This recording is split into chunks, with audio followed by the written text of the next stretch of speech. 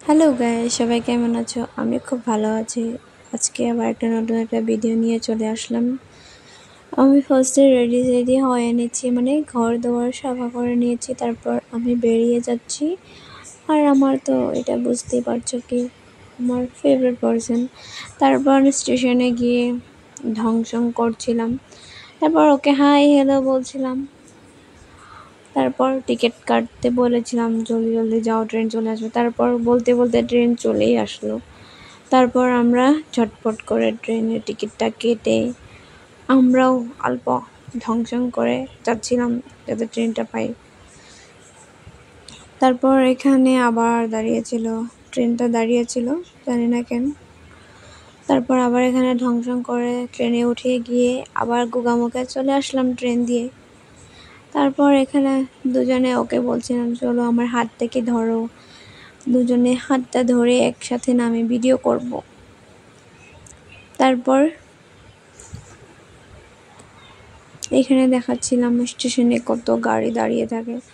তারপর মন্দিরের দিকে রওনা হচ্ছিলাম। মন্দিরে চলে আসলাম।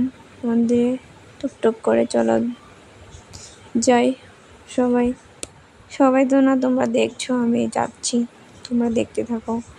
আমার যদি কিছু ভুল ত্রুটি হয়ে থাকে কিছু মাফ করে দিও। এটা মন্দিরে আমি চলে আসলাম, দেখো। এটা গোগামুখে হয় মন্দিরটা, হনুমান মন্দির। জাস্ট ভিউটা দেখো, জাস্ট ওয়াও। ওকে, আমি বলছিলাম আমাকে ভালো ভালো ভিডিও করে দেবে। আমাদের কি বলবো, ঝগড়া হতেই থাকে। তারপর এখানে আবার একটা রিল করে দিচ্ছিল আমাকে ছোট করে। রিল করে আমি রাগ হয়ে যাচ্ছিলাম, ভালো করে করে দিচ্ছিল না। তারপর আবার সুন্দর করে মন্দিরটা দেখাচ্ছিলাম তোমাদেরকে। এখানে আবার নিজের ফেসটাকে দেখিয়ে দিচ্ছিলাম। আমাকে দেখতে কত সুন্দর লাগছে, তাই না বলো? তারপর এখানে কি করছে আমি নিজে বুঝতে পারছি না। তারপরে ওকে বললাম যে ভিডিওতে বের হও, হাই বলো, হাই বলো।